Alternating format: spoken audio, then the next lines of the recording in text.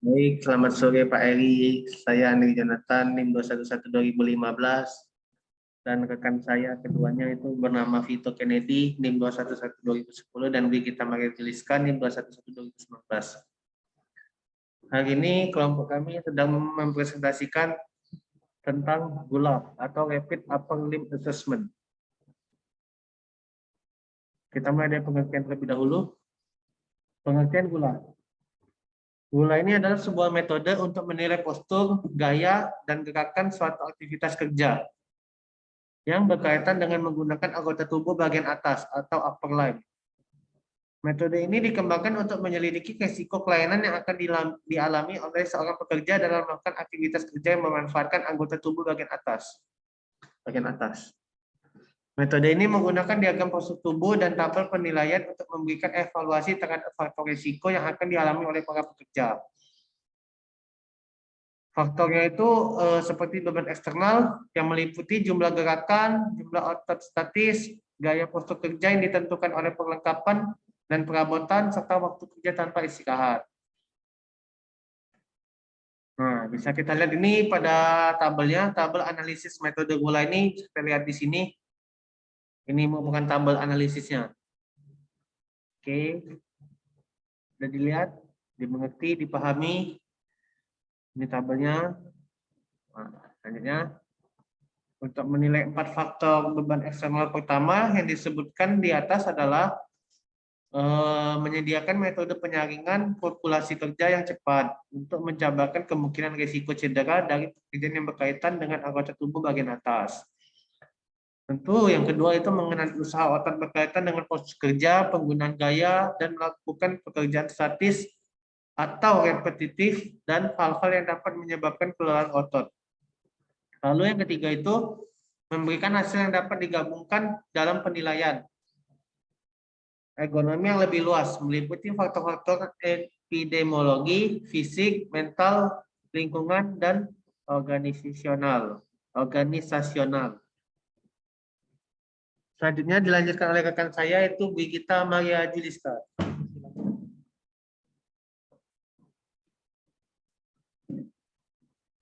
Jadi prosedur dalam pengembangan metode RULA meliputi 3 tahap. Tahap pertama adalah pengembangan metode untuk merekam postur kerja. Tahap kedua adalah pengembangan sistem penilaian dengan skor. Dan yang ketiga adalah pengembangan dari skala tingkat tindakan yang memberikan panduan pada tingkat risiko dan kebutuhan tindakan untuk mengadakan penilaian lanjut yang lebih detail. Lalu tahap 1, pengembangan metode untuk merekam postur kerja. Untuk menghasilkan sebuah metode kerja yang cepat untuk digunakan, tubuh dibagi dalam segmen-segmen yang membentuk 2 kelompok atau grup, yaitu grup A dan B. Grup A meliputi bagian lengan atas dan bawah serta pergelangan tangan. Sementara grup B meliputi leher, punggung, dan kaki. Hal ini untuk memastikan bahwa seluruh postur tubuh terekam sehingga segala kejanggalan atau batasan postur oleh kaki, punggung, atau leher yang mungkin saja mempengaruhi postur anggota tubuh bagian atas dapat tercakup dalam penilaian. Lalu tahap 2, pengembangan sistem skor untuk pengelompokan bagian tubuh. Sebuah skor tunggal dibutuhkan dari grup A dan B yang dapat mewakili tingkat pembebanan postur dari sistem muskuloskeletal kaitannya dengan kombinasi postur bagian tubuh. Hasil penjumlahan skor penggunaan otot dan tenaga dengan skor postur A menghasilkan skor C, sedangkan penjumlahan dengan skor postur B menghasilkan skor D.